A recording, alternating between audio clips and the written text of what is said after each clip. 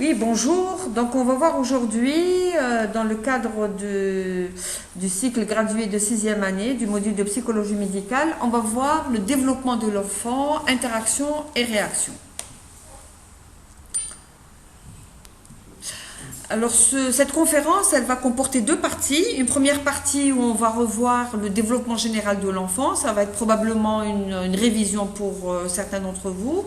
Et puis, une deuxième partie où on va voir les réactions psychologiques à la maladie chez l'enfant. Alors, en ce qui concerne le développement général de l'enfant, je vais vous proposer le plan suivant. Après des généralités et quelques introductions, on va d'abord voir ce qu'est le développement affectif. Ensuite, on abordera le développement intellectuel de l'enfant pour voir le développement psychomoteur dans sa motricité, dans l'appréhension de le langage et dans le champ relationnel. Alors, pour introduire la question du développement de l'enfant, quand on aborde la psychologie du petit enfant, on va avoir à aborder plusieurs particularités. D'abord, la première particularité, c'est que l'enfant est dans une néothénie. La néothénie est cette prématurité physiologique qu'a le bébé, qui va naître avec un équipement qui est complètement insuffisant pour s'adapter à l'environnement qui l'entoure. C'est une espèce d'état de détresse initiale de l'être humain qui ne peut survivre s'il est laissé seul. Et cet état a une conséquence considérable, à savoir que nous naissons dans un milieu, dans un besoin impérieux de l'autre. On est dans un besoin de l'environnement au sens large. Alors, comme conséquence à cette néothénie, on a deux conséquences, ça peut être aussi bien positif que négatif. Sur le plan positif, c'est que on note le rôle essentiel de la socialisation, donc de l'évolution des relations psychiques entre le nouveau-né et son entourage. C'est-à-dire que si l'entourage familial est pourtant, il est dans une interaction correcte, on va avoir un développement harmonieux du bébé. Et d'un autre côté, la conséquence négative, c'est quand l'entourage n'est pas correct, avec des carences, on va avoir le rôle délétère de l'évolution. Le deuxième point important, quand on regarde le développement de l'enfant, c'est l'épigénèse. Et l'épigénèse est cette organisation progressive somatique et comportementale de l'individu. On note une construction qui intègre à la fois le programme génétique de l'humain et toutes les informations et les matériaux qui sont fournis par l'environnement. Donc, le bébé humain, il se construit donc non seulement en fonction de son patrimoine propre, de sa génétique, mais aussi de l'environnement qui va jouer un rôle essentiel dans l'apparition des caractères propres de l'être. Le troisième point important chez l'enfant, c'est que c'est une personne qui est une personnalité qui est encore en développement. Donc rien n'est encore joué, rien n'est encore acquis, rien n'est encore complètement déterminé. La personnalité est en cours de développement. Ensuite vient le quatrième point qui est la demande de soins qui n'émane jamais des enfants, mais elle émane le plus souvent des parents. On a rarement vu un enfant qui vient dans une consultation qui dit voilà, je vais pas bien, j'ai des troubles du comportement et vous devez m'aider à les régler. Et enfin, le cinquième point, c'est celui du langage. Et bien souvent, le langage, il n'est pas présent chez le jeune enfant pour différentes raisons. Et il ne va pas constituer le moyen qui nous sert de communiquer. Et donc, on doit inventer d'autres réseaux, d'autres lieux, d'autres manières, d'autres médiations pour rentrer en contact avec l'enfant. C'est par exemple le jeu, le dessin, etc. pour rentrer en contact avec... Voilà, on a vu un peu les particularités du développement chez l'enfant. Maintenant, on va voir le développement affectif. Et pour ce faire, on va d'abord, j'ai choisi de vous présenter en gros la théorie psychanalytique, celle de Freud, et puis la théorie de l'attachement, celle de Bowlby. Elles sont toutes les deux extrêmement intéressantes et elles sont différentes, donc j'ai choisi, il y en a d'autres dans le développement affectif qui peuvent expliquer le développement de ces deux-là. Alors, concernant d'abord la théorie psychanalytique, donc celle de Freud, qui décrit le développement de l'enfant, le développement de la personnalité de l'enfant, de l'humain, je veux dire, en Alors d'abord, chez les nouveau-nés, entre 0 et 18 mois, Freud parle d'un stade qu'il a nommé le stade oral. Et pendant ce stade, les sources du plaisir vont provenir de la bouche et de la stimulation de la zone buccale en fait. Hein. Et selon Freud, être rempli de nourriture va signifier être rempli d'amour pour l'enfant. Donc si le besoin oral n'est pas satisfait à ce moment-là, plus tard, cet enfant il va avoir un sentiment de manque, un sentiment de timidité, de grande dépendance, de jalousie ou d'anxiété. Il va développer une personnalité, compte tenu de tous ces sentiments, une personnalité qui va être pessimiste. Si au contraire, ce besoin oral est trop satisfait, plus tard l'enfant pourra développer une personnalité qu'on va appeler narcissique, avec des tendances à rechercher des satisfactions orales, comme par exemple boire, fumer, etc. Le deuxième stade décrit par Freud, c'était le stade anal, hein, qui va évoluer entre 18 mois et la troisième année de l'enfant. Là, la zone érogène dominante, c'est la zone anale. Et l'objet, c'est en fait, l'enfant doit apprendre à contrôler ses productions. Ses productions fécales, hein, en fait, il doit apprendre le contrôle volontaire de son intestin. Et là, il va avoir le choix entre retenir ou laisser aller ses fécales, en fait. Hein. En fait, à ce moment-là, l'enfant est confronté au premier conflit social. Là, ou bien il va donner le cadeau, entre guillemets, et va prouver donc son obéissance. Et sinon, s'il ne le donne pas, s'il ne donne pas ce cadeau, il va être dans un entêtement par rapport à l'éducation parentale. Et selon Freud, la conduite des parents face à cet apprentissage va être... Le troisième stade qui va arriver, c'est le stade phallique, il est entre 3 ans et 6 ans. Là, l'enfant, il va être dans une découverte de ses organes génitaux et bien sûr, il va faire ce qu'on appelle la différence sexuelle. On est en plein du complexe d'Oedipe qui va être vécu différemment selon le sexe de l'enfant, selon que ce soit une petite fille. Alors pour le garçon va se rendre compte que sa mère, qui est le premier objet d'amour, a une relation particulière avec le papa. Le père est là, va devenir une espèce de rival. Et en même temps, le garçon va découvrir que les filles n'ont pas de pénis et qu'il est possible qu'on lui enlève le sien. Il va avoir ce qu'on appelle la peur ou l'angoisse de castration. Et pour qu'il y ait une bonne résolution de ce complexe d'Oedipe, il faut que le garçon s'identifie au père et c'est ce qui va former ce qu'on appelle le surmoi. Le garçon va faire une sorte de compromis pour sortir de cette angoisse de castration et de ce complexe d'Oedipe, ce qui va former ce qu'on vient de dire. Pour la fille, la mère est aussi son premier objet d'amour, mais le complexe d'Oedipe, elle va devoir changer d'objet d'amour en fait. Hein. Elle va chercher à séduire son père, en découvrant qu'elle n'a pas de pénis. Elle tient sa mère pour responsable de ce manque d'organes, de ce manque de pénis. Elle va lui en vouloir. La maman va devenir ainsi une rivale. Et pour régler cette angoisse, pour régler ce conflit qu'elle a avec la mère, la petite fille va finalement accepter sa féminité et s'identifier avec la mère. On va voir les petites filles qui vont à ce moment-là, par exemple, porter les vêtements de la maman, porter les talons, prendre le maquillage de la maman, être dans une identification à la mère. On arrive à cette période de latence qui est entre 6 et 12 ans, et cette période où on a l'installation d'un calme pulsionnel relatif. Il n'y a pas de pulsion sexuelle particulière, elle semble disparaître à ce moment-là. Il n'y a pas de zone érogène spécifique pendant la période de latence et c'est pour ça que ce calme va appeler à l'apparition des apprentissages scolaires. Et c'est là, par exemple, où on va scolariser les enfants, les jeux, les intérêts de l'enfant vont aller vers le milieu extrafamilial et on va avoir les engagements sociaux prennent plus d'importance. Les enfants commencent à avoir des copains, des copines, on va avoir l'installation de la socialisation. On arrive ensuite, après l'âge de 12 ans, au stade véritable, au stade génital. Entre 12 et 18 ans, le stade génital s'installe.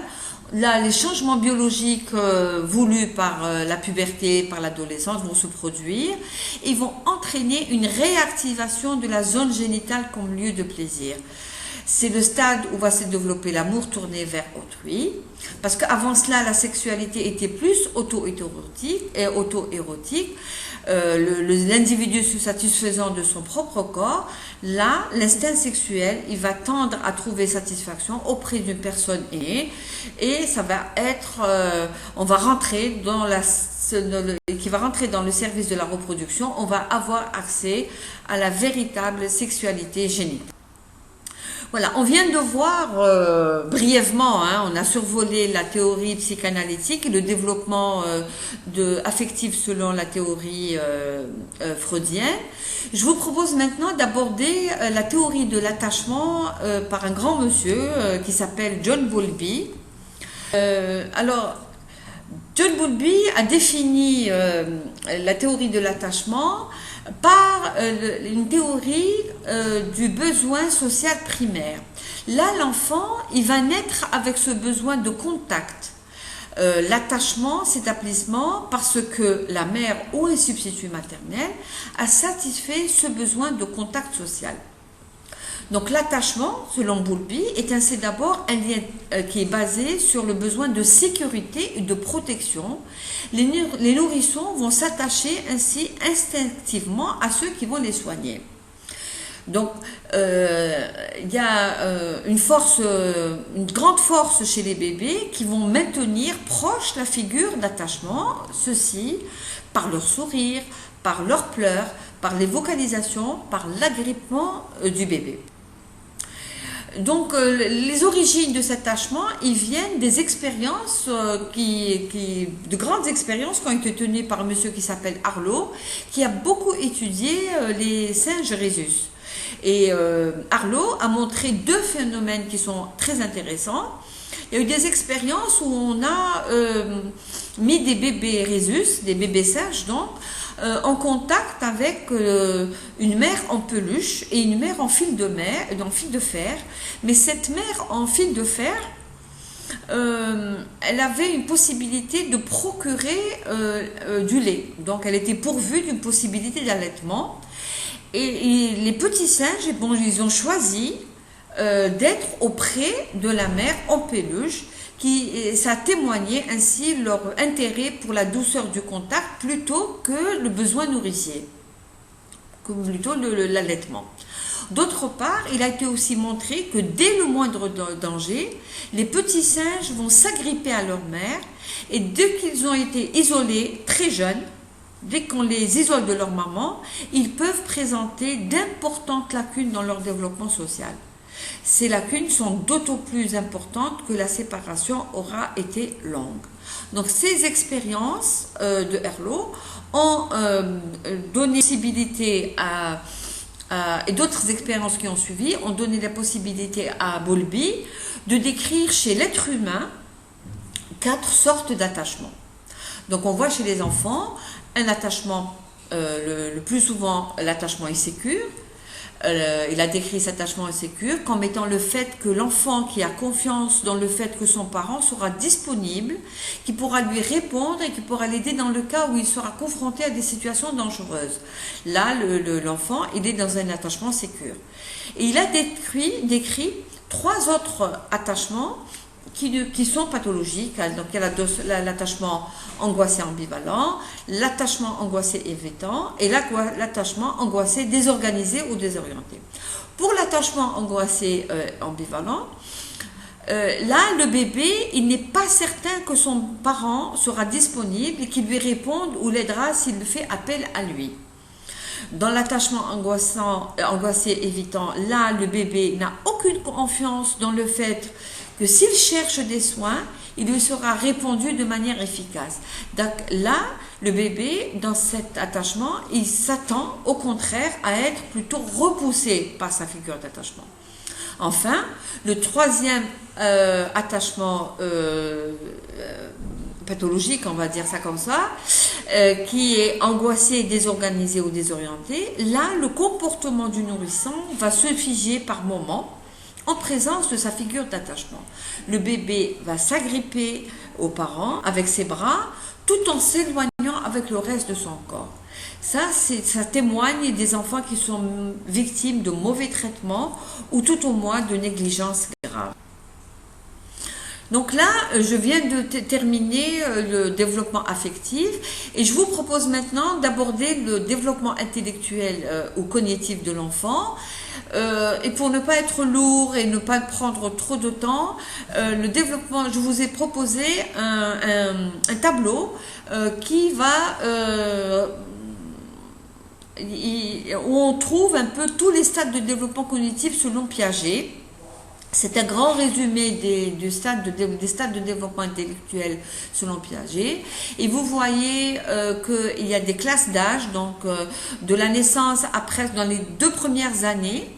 Le stade de développement intellectuel, il est basé sur le sensorimoteur.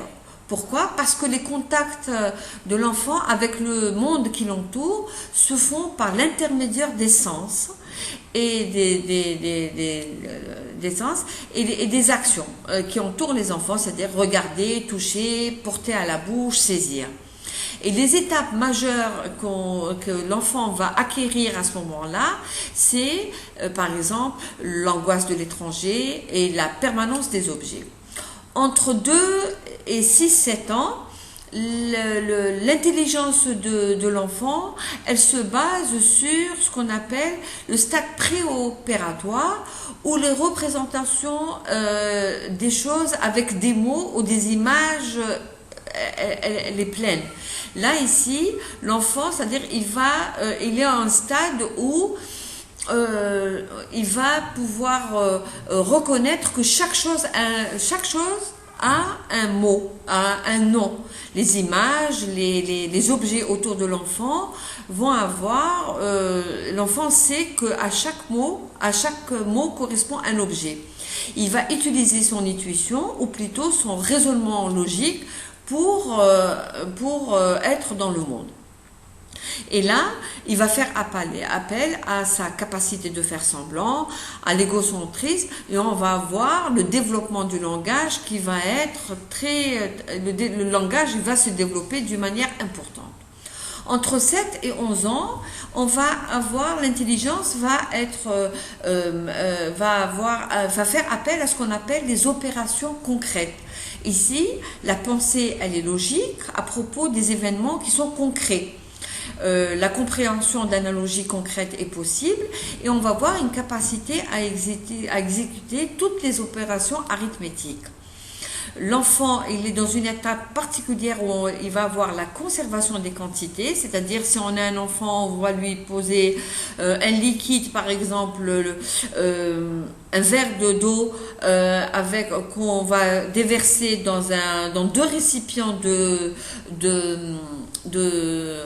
diamètres différents.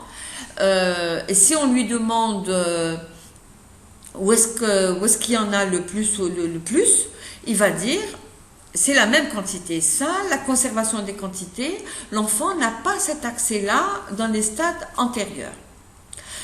À partir de 12 ans et jusqu'à l'âge adulte, on est en pleine phase des opérations formelles. Là, l'enfant, il a accès à un raisonnement abstrait et c'est là où on va avoir la logique abstraite, la capacité d'un raisonnement moral qui est complètement mature.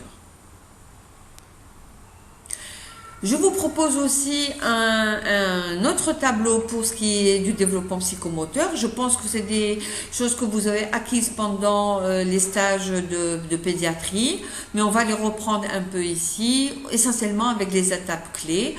On voit par exemple que dans les 3 premiers mois de vie, on va avoir une hypertonie des membres, une hypotonie axiale chez le bébé et la présence essentielle des réflexes archaïques qui vont tendre à disparaître pour laisser place à la tenue de la tête pendant avant le 5e mois, la situation assise avec appui autour de 6-7 mois, petit à petit, l'enfant va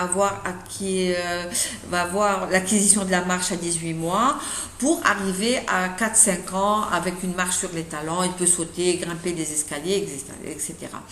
On va avoir aussi par rapport à l'appréhension une évolution et l'enfant il va passer par exemple il peut attraper un objet avec une pince cubito-palmaire jusqu'à arriver à avoir la pince pouce index à 10 mois, avoir la latéralité à 3 ans pour jusqu'à avoir la possibilité d'écrire, de recopier un losange, un carré au bout à 4-5 ans. Sur le plan relationnel, on a le sourire qui est acquis au 2e mois de vie de l'enfant, jusqu'à arriver à 6-7 ans, au jeu collectif, à obéir aux ordres simples, etc. Le langage aussi va avoir une évolution, donc le bébé commence à vocaliser, à gazouiller, à babiller. L'enfant dit papa, maman autour de 10 mois pour avoir un jargon de 50 mots à la fin de la première année. Et il débute l'écriture à 5-6 ans, un âge où vous avez remarqué qu'on scolarise les enfants. Voilà, c'était la première partie que je voulais partager avec vous pour faire un rappel de tout le développement de l'enfant.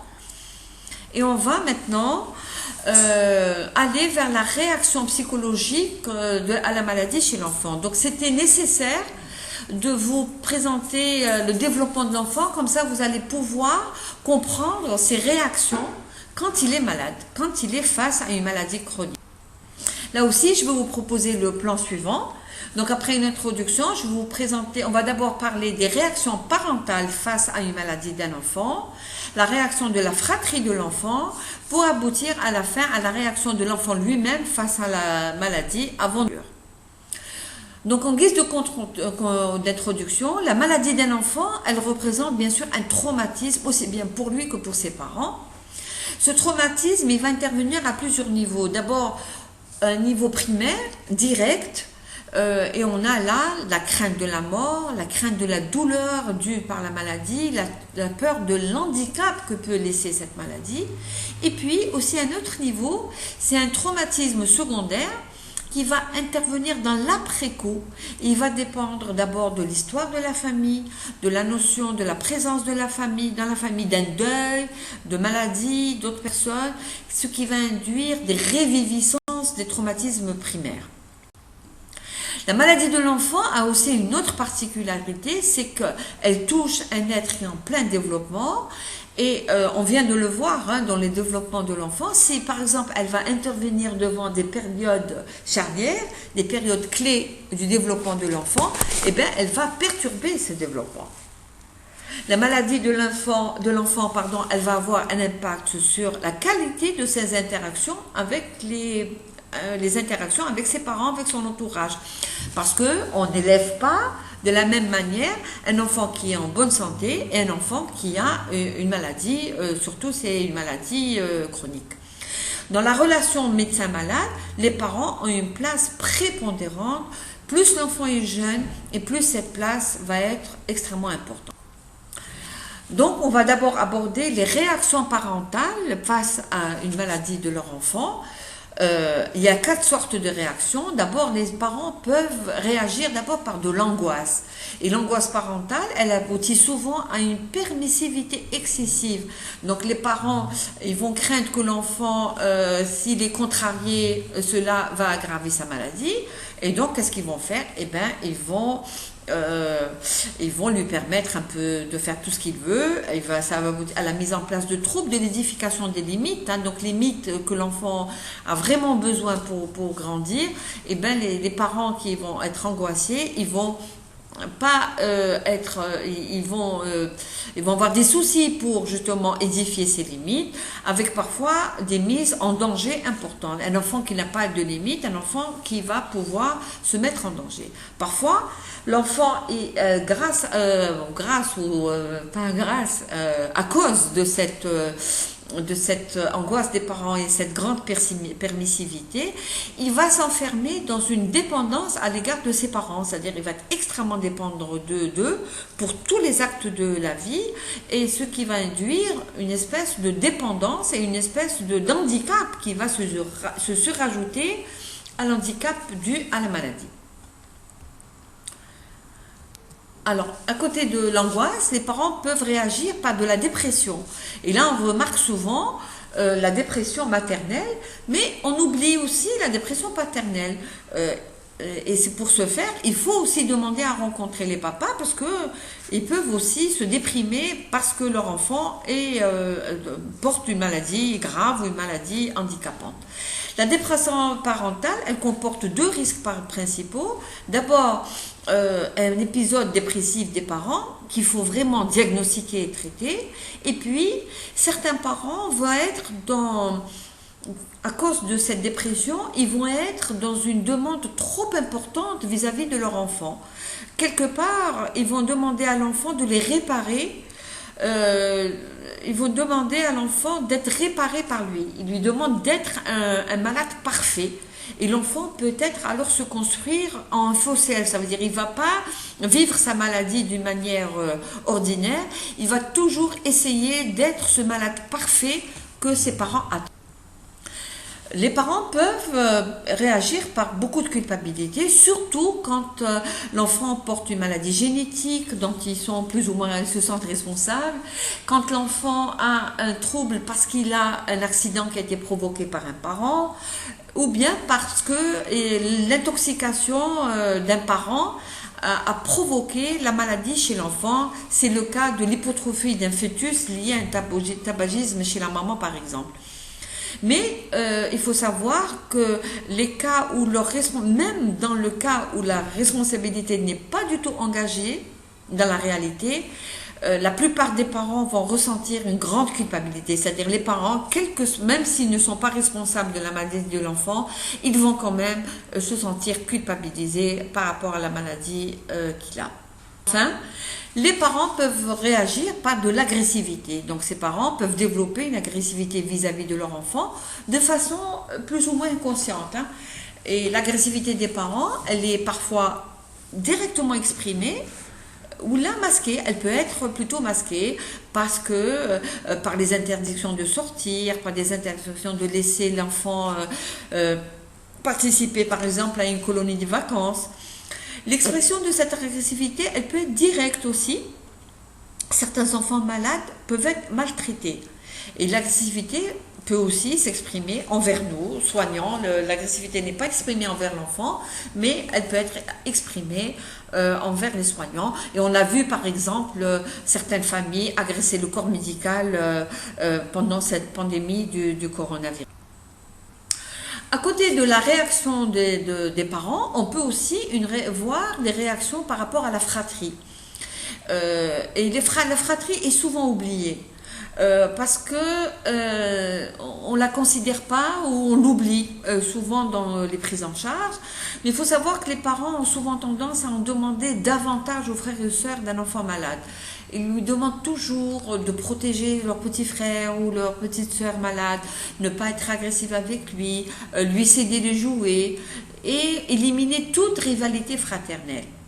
Donc les risques pour cette fratrie vont être multiples. La fratrie, les frères et sœurs peuvent se déprimer, ils peuvent se mettre dans un échec scolaire, ils peuvent se mettre dans d'autres conduites d'échec.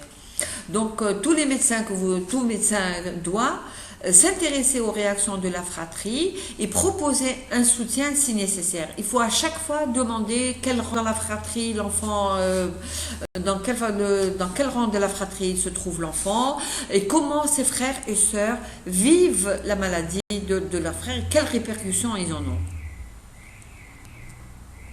On arrive maintenant aux réactions propres de l'enfant face à la maladie. Alors il faut savoir que plus l'attaque du corps est visible, plus la honte est forte et plus le regard des autres est difficile à vivre pour cet enfant. C'est-à-dire, si un enfant il présente des déformations, s'il présente des douleurs, des endommagements, plus il a ce genre de problème, plus il a des déformations, des douleurs, plus il va le vivre difficilement. L'enfant, il peut vivre aussi son corps abîmé, morcelé, il peut le vivre comme étant mauvais, défaillant. Il ne faut pas oublier aussi que les attaques corporelles peuvent être iatrogènes, c'est-à-dire c'est des soins que nous donnons aux enfants qui peuvent comporter des attaques. Par exemple, c'est des médicaments qui peuvent donner des alopécies, des prises de poids. Ça peut être aussi les examens complémentaires qui font vivre aux enfants une véritable dépossession corporelle. La modification de l'image corporelle de l'enfant, elle va toucher son estime de soi et va entraîner une véritable souffrance psychique d'autant plus intense que le bouleversement est grand. Elle peut aussi entraîner des réactions anxieuses, des réactions dépressives et ou agressives. L'enfant peut se sentir déprimé, agressé et peut devenir agressive face à cette mauvaise image de lui. Je voudrais aussi voir avec vous quelque chose d'assez délicat, c'est le concept de mort. C'est les enfants et la mort, les enfants et le concept de la mort. Il faut savoir que le concept de mort, ou plutôt l'idée de mort, elle est familière aux enfants. Vous voyez des enfants autour de vous, même très jeunes, ils vont utiliser le mot mort. Et ils connaissent certains aspects de son contenu. En tout cas, ils en connaissent la violence. Et les très jeunes enfants, dans leur manière de s'exprimer, au cours de leur jeu, ils parlent de la mort. Ils disent « je te tue, tu es mort », ils se jettent par terre, ils disent « je suis mort, tu es mort », etc. Mais avant l'âge de 5 ans, l'idée de la mort, elle est sous-tendue par celle de l'absence, en fait. Et l'enfant de cet âge, il va opposer ce qui est vivant et ce qui est mort, et en fait deux catégories. Donc tout ce qui bouge, tout ce qui mange, tout ce qui est capable de se nourrir, il est vivant. Et puis tout ce qui est immobile, silencieux ou insensible, il est mort. Et ce n'est que vers 8 ans en général que l'enfant va acquérir les notions de la mort dans ce que nous connaissons nous, c'est-à-dire dans la notion de l'irréversibilité, c'est-à-dire on n'en revient pas, la notion d'irrévocabilité de la mort, c'est-à-dire c'est quelque chose qui est obligatoire, et c'est quelque chose qui est universel, l'universalité de la mort, ça veut dire qu'elle est valable pour tous. Donc l'évolution du concept de la mort, il va dépendre d'abord de la manière dont l'entourage va présenter la mort à l'enfant, et puis de l'expérience personnelle que l'enfant peut en faire. Est-ce qu'il a une maladie létale? Est-ce que, par exemple, il a été confronté à la mort autour de lui? Par exemple, le concept de mort, il va dépendre du travail, de deuil, auquel peut être confronté l'enfant. Si, par exemple, il a eu un animal qui est mort, un animal de compagnie qui est mort, s'il a un parent ou quelqu'un de son entourage qui est mort. C'est-à-dire, le concept de mort, il est acquis autour du 8e anniversaire de l'enfant, mais il peut être acquis plus tôt si l'enfant a été confronté à la mort. Donc, qu'en est-il de l'enfant qui est confronté à sa propre mort? C'est quelque chose qui nous angoisse beaucoup, qui angoisse beaucoup les professionnels de la santé, parce qu'on est en face de l'indicible, on est en face de quelque chose qui est compliqué pour nous-mêmes d'abord. Et l'enfant qui est atteint d'une maladie létale, il faut savoir qu'il a une conscience claire de l'imminence de sa mort. Il peut parler avec réalisme de ses craintes à ce sujet si on lui en donne l'occasion. C'est-à-dire si on lui donne l'occasion de parler de la mort, l'enfant qui est confronté, qui va mourir, peut... Par contre, le secret qui est gardé, l'évitement de toute question, l'inconfort dans lequel on peut être, nous professionnels de la santé, c'est-à-dire le silence c'est-à-dire l'évitement qu'on peut faire par rapport à cette question, il va induire chez l'enfant à des attitudes de retrait, de mutisme, qui va accroître son isolement et son vécu abandonnique. Donc, permettre à l'enfant de parler de sa maladie, de l'issue de cette maladie, s'il le souhaite bien sûr, va lui apporter un soulagement. La révélation brutale, bien sûr, elle est à proscrire. Hein. Il ne s'agit pas de sauter sur l'enfant pour lui dire, tu sais, tu vas mourir dans un mois. Elle n'est pas systématique, on n'est pas dans une systématisation rigide de ce qu'on doit lui dire, mais en fonction de son âge, en fonction de sa demande, de ses angoisses, du soutien familial, on peut aborder cette question de la mort. La question qui est importante aussi, c'est la relation au médecin et au traitement. Le médecin qui propose un traitement, il va devoir avoir à l'esprit des points importants. Par exemple, que la réponse thérapeutique qui est proposée, elle doit être aussi bien entendue et intégrée par les parents, mais par l'enfant lui-même.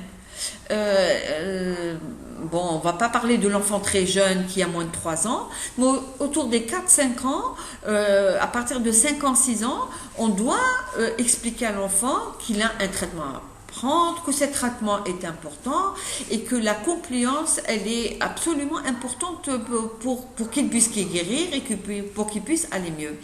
L'enfant, il se sent acteur et à ce moment-là, il peut vraiment participer. Hein. Moi, j'ai autour de moi des enfants qui ont des médicaments à prendre au quotidien.